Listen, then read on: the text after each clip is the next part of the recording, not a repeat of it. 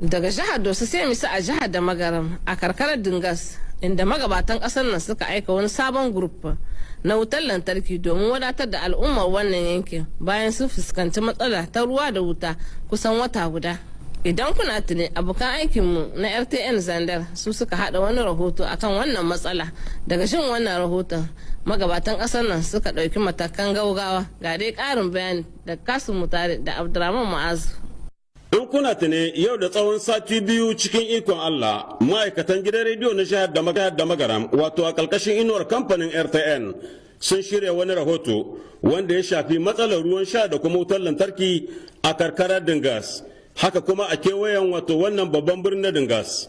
A wannan lokacin al'amarin ya yi kamari domin al'ummar wannan yanki sun shiga cikin duhu rubuk. Amma Allah da ikonsa wannan rahoto magabatan ƙasar nan ta sun kuma saurare shi da kunnuwan basira. Akan haka ma nan take magabata suka ba da umarni ya ɗauki ƙwararren matakai domin shahe ma al'ummar wannan yanki hawayensu.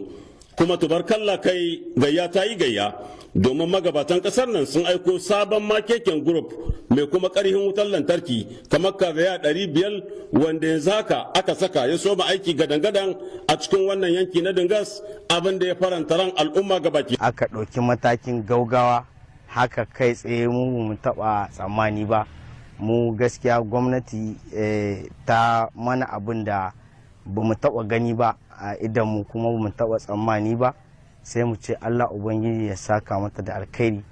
Gaskiya mu yi murna da haka saboda sun huda mu daga cikin matsaloli na zama a cikin duhu, sun yi babban kokari kuma dole a gode musu. Daga nasu wajen wakiltaccen hukuma na komin rural ta Dingas da Malawa Aliyu Mamman da prefe na departement ɗin Mohamed Gali Noma da kuma chef de canton mai alhurma Mamman wato Mansur Adam su duka sun nuna farin cikinsu sun kawo safifiyar godiya ga waɗannan magabata na ƙasar nan tamu game da wannan kira da su karɓa da hannu biyu da kuma ɗaukan nauyin talakawa a hannunsu dangance da alƙawalin da suka ɗauka na shinhuɗa sabuwar huska da sabon lunwashi a cikin jamhuriyar Niger da ake kira da suna refondation. Don ka alhamdulillah da sun ka zo mun yi kuka nan da mun kai kuma gwamnati ya sa muna hawaye da shi ne ma godiya don ka shugaban na wanga Niger dai Abdurrahman Tiani General Abdurrahman Tiani shugaban kasa da Premier Minister kinshi ka ingin nan an hauda shi alhamdulillah yanzu ta ya zo.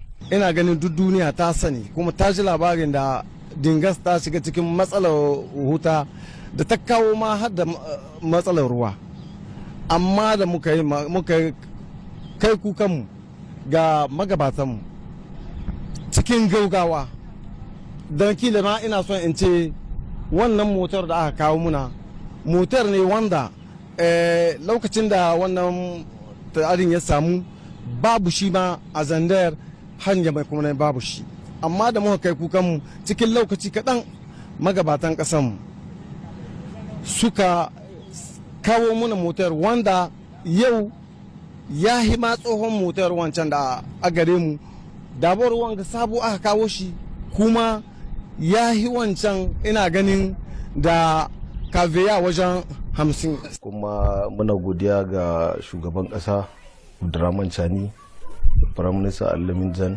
sauran makarraban gwamnati. A yau ba karamin abin alfahari bane a gare mu, saboda mun fuskanci matsala ta wuta kuma mun kai kukanmu ga gwamnati. Yau Allah ya sa an shahe mana hawayenmu, to alhamdulillah muna godiya ga gwamnati. Allah Ubangiji ya ƙara ikon jagoranci. Masanar da ku domin ƙara kawo gudunmuwa ga wannan jajibirin ƙoƙari da magabatan ƙasar nan ke yi. Meri ta komin ɗin wato Dingas ita ma ta kawo ta gudunmuwa ta hanyar saka wutar lantarki mai aiki da ƙarfin rana a cikin wato wannan gari bisa kan titina daban-daban na garin Dingas. Wannan ƙoƙari da magabata suka yi babu shakka ya kawo sabon lumhashi ga tafiyar aikace-aikace na kore ma baki kuda a cikin wannan gari na Dingas, cikin kuma fahimtar juna da rangada guda ga waɗannan magabata na ƙasar nan tamu. Har ila